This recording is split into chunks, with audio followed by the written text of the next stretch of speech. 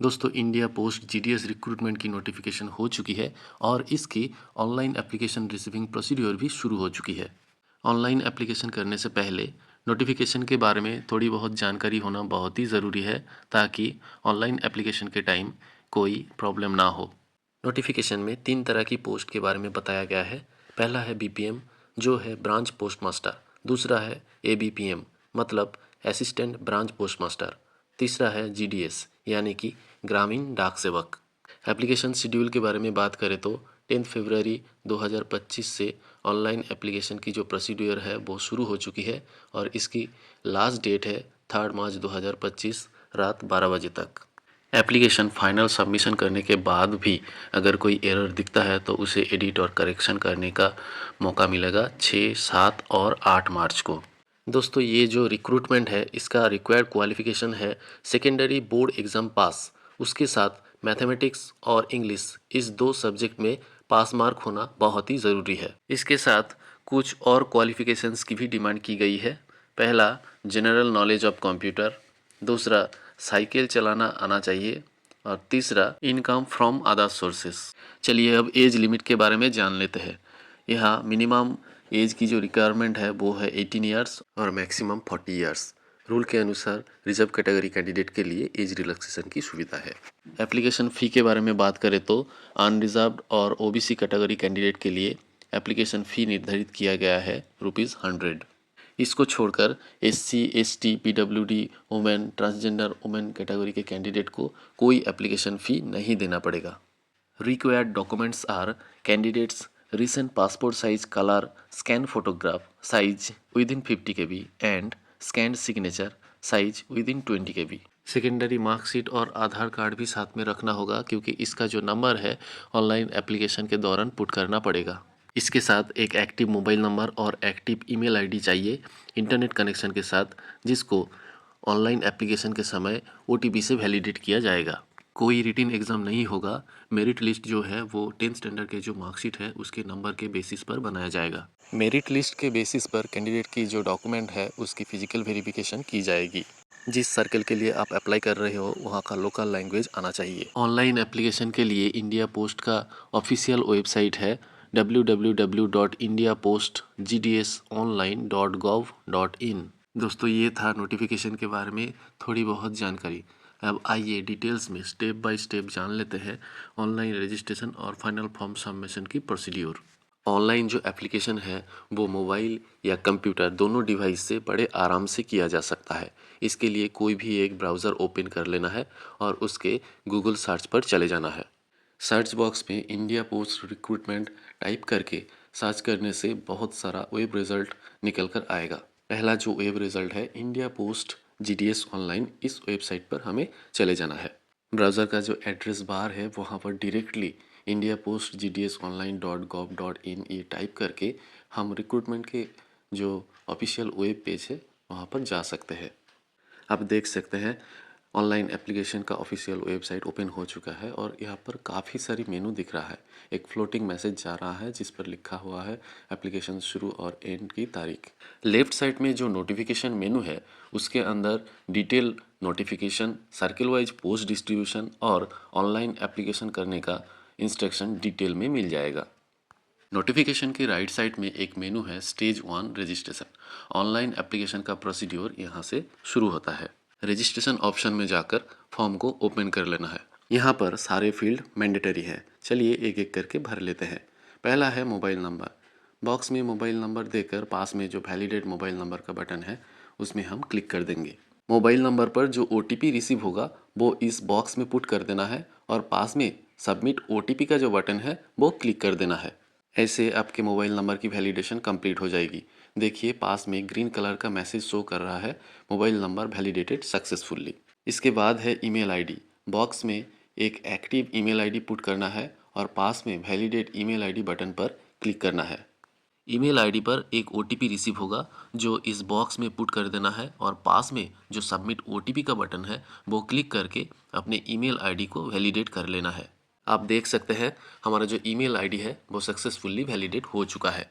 इसके बाद है एप्लीकेंट्स नेम और applicants father's name. Secondary exam पास सर्टिफिकेट में ये दो इन्फॉर्मेशन जैसे प्रिंट है सेम टू सेम यहाँ टाइप कर देना है कैपिटल लेटर में। इसके बाद है डेट ऑफ बर्थ। पास में जो ब्लैंक बॉक्स है उसमें क्लिक करते ही कैलेंडर का एक लिस्ट ओपन हो जाएगा, उसमें से अपना डेट ऑफ बर्थ सिलेक्ट कर लेना है। नेक्स्ट है जेंडर और कम्युनिटी सिलेक्शन।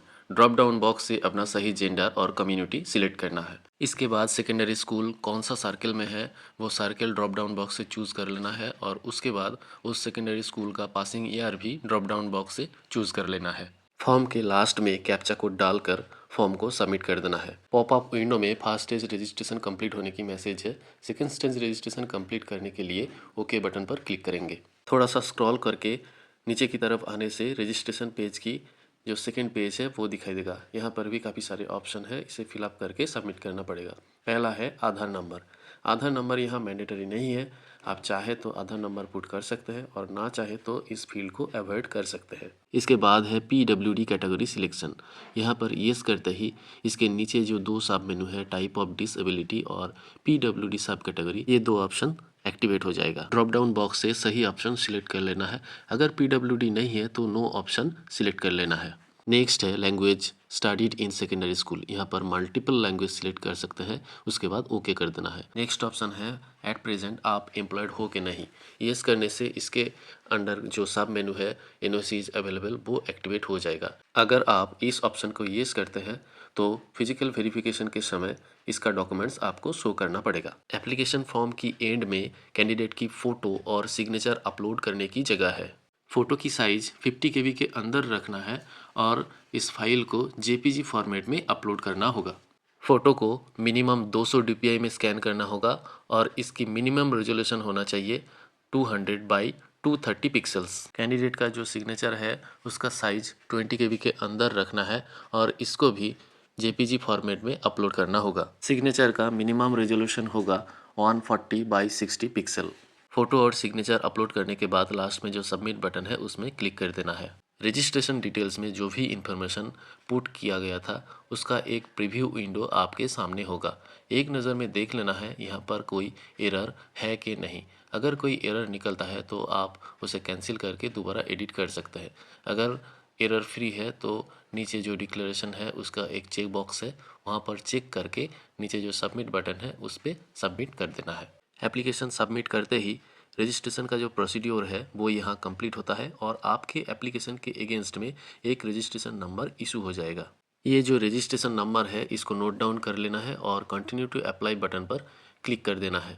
एक नया विंडो यहाँ पर ओपन हो जाएगा और जिस सर्कल के लिए आप अप्लाई करना चाहते हो ड्रॉप डाउन बॉक्स से वो सर्कल सिलेक्ट कर लेना है, फिर नीचे सबमिट बटन पर सबमिट कर देना है। सबमिट करते ही एक पॉपअप मैसेज आएगा, OTP send to your register mobile number. इसको ओके कर देना है। ओके करने से एक और विंडो आपके सामने आ जाएगा, इसमें मोबाइल नंबर पर जो OTP गया है यहाँ पुट कर देना है और एंड में कैप्चा कोड टाइप करके नेक्स्ट बटन पर क्लिक कर देना है। एप्लीकेशन फॉर्म यहाँ पर ओपन हो जाएगा। सारे ब्लैंक फील्ड्स को एक एक करके भर देना है। पहले है एड्रेस डिटेल्स। एड्रेस डिटेल्स के दो पार्ट है, पहला है कम्युनिकेशन एड्रेस और दूसरा है परमानेंट एड्रेस। पहले कम्युनिकेशन एड्रेस के पार्ट को फिलअप करना है। परमानेंट एड्रेस और कम्युनिकेशन एड्रेस अगर सेम है तो इस चेक बॉक्स पर क्लिक कर देना है। इसके बाद सिलेक्ट बोर्ड ऑप्शन में जाकर ड्रॉप डाउन बॉक्स से सेकेंडरी का बोर्ड सिलेक्शन कर लेना है। इसके बाद रिजल्ट टाइप जो है वो चूज़ कर लेना है। रिजल्ट टाइप चूज़ करते ही सेकेंडरी एग्ज़ाम के मार्क्स एंट्री के लिए सब्जेक्ट वाइज फील्ड ओपन हो जाएगा। सबसे पहले फर्स्ट लैंग्वेज और second language drop down box से सिलेक्ट कर लेना है। उसके बाद मार्कशीट देखकर सब्जेक्ट के अगेंस्ट में ब्लैंक बॉक्स में उसका नंबर सही तरीके से पुट कर देना है। यहाँ पर ऑप्शनल इलेक्टिव सब्जेक्ट का नंबर और CGPA स्कोर भी पुट किया जा सकता है। लास्ट में सेव एंड कंटिन्यू बटन पर क्लिक कर देना है। पॉपअप विंडो में एक मैसेज आएगा, क्या आप कंटिन्यू करना चाहते हैं, इसको ओके कर देना है। एक नया पेज ओपन हो जाएगा। यहाँ पर हमें अपना प्रेफरेंस चूज़ करना है। इसके लिए पहले आप जिस सर्कल पर अप्लाई करना चाहते हैं उसका सब डिवीज़न सिलेक्ट कर लेना है। सब डिवीज़न सिलेक्ट करते ही प्रेफरेंस का जो पेज है वो ओपन हो जाएगा। चूज़ किया गया सब डिवीज़न के अंदर आपके कैटेगरी रिलेटेड जो भी पोस्ट वैकेंट होगा और जहाँ भी वैकेंट होगा ऐसे ब्रांच ऑफिस की लिस्ट आपको यहाँ दिख जाएगा। यहाँ पर लिस्ट के हिसाब से पोस्ट प्रेफरेंस तैयार करना है। मतलब आप जिस ब्रांच ऑफिस को ज़्यादा प्रीफर कर रहे हैं उस हिसाब से 1 2 3 4 करके नंबरिंग करते जाना है एंड तक। यहाँ पर एक चीज़ का ध्यान रखना है, एक पेज में 10 ब्रांच ऑफिस की लिस्ट आप यहाँ देख पाओगे। 10 से अगर ज़्यादा हुआ तो उसका दूसरा या तीसरा पेज हो सकता है। उस पेज में जाकर भी आपको प्रेफरेंस को सेट करना है। कोई भी बॉक्स ब्लैंक रह जाता है या डुप्लीकेट नंबर पड़ जाता है तो ख्याल रखिएगा, आप फॉर्म को सबमिट नहीं कर पाएंगे। यहाँ पर 2 पेज मिलाकर 14 रिजल्ट शो कर रहा है। चलिए एक एक करके ब्लैंक बॉक्स के अंदर हम अपना प्रेफरेंस पुट कर देते हैं। सारे प्रेफरेंस सही तरीके से पुट करने के बाद पेज को थोड़ा सा स्क्रॉल करके नीचे की तरफ चले आना है। यहाँ पर कुछ डिक्लेरेशंस दिख जाएंगे जिसे ध्यान से पढ़कर ये जो चेक बॉक्स है इस पर हमें चेक कर देना है। पेज को थोड़ा सा और स्क्रॉल करके हमें नीचे की तरफ चले आना है और यहाँ पर हमें सेव और प्रोसीड की एक बटन दिखाई देगा, इस पर हमें क्लिक कर देना है। क्लिक करते ही एक पॉपअप मैसेज आएगा, इसको ओके कर देना है और फॉर्म को सबमिट कर देना है। देखिए फॉर्म फाइनली सक्सेसफुली सबमिट हो गया है। यहाँ पर मैंने वुमेन कैटेगरी के लिए फॉर्म फिलअप किया था, इसलिए मुझे पेमेंट का ऑप्शन नहीं दिखाया गया। जो अनरिजर्व कैटेगरी के स्टूडेंट है उसके लिए पेमेंट का और एक पेज आएगा, उसके बाद फाइनल सबमिट होगा।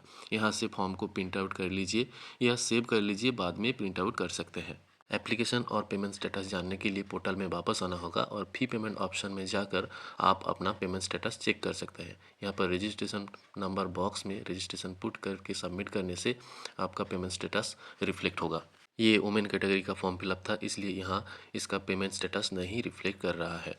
सिर्फ अनरिजर्व कैटेगरी एप्लीकेशन का पेमेंट स्टेटस यहाँ पर रिफ्लेक्ट होगा। एप्लीकेशन की स्टेटस जानने के लिए अप्लाई ऑप्शन से एप्लीकेशन स्टेटस ऑप्शन में जाना है। यहाँ पर रजिस्ट्रेशन नंबर देकर सबमिट बटन पर क्लिक करना है। एक नया पेज ओपन होगा जहाँ पर अपना मोबाइल नंबर और एक कैप्चा कोड डालकर नेक्स्ट करते ही आपका सबमिट किया हुआ एप्लीकेशन फॉर्म ओपन हो जाएगा। ये था ऑनलाइन एप्लीकेशन करने का ओवरऑल प्रोसीड्योर।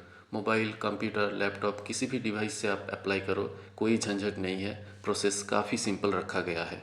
दोस्तों लास्ट डेट में अप्लाई करेंगे ऐसा सोच बिल्कुल भी मत रखिए, क्योंकि अप्लाई करने का लास्ट डेट जितना करीब आता जाता है सर्वर डाउन और पेमेंट फेल्योर का चांस उतना बढ़ता है। तो देर ना करके अभी के अभी अप्लाई कीजिए और जितना हो सके ये वीडियो ज़्यादा से ज़्यादा दोस्तों के बीच शेयर कर दीजिए।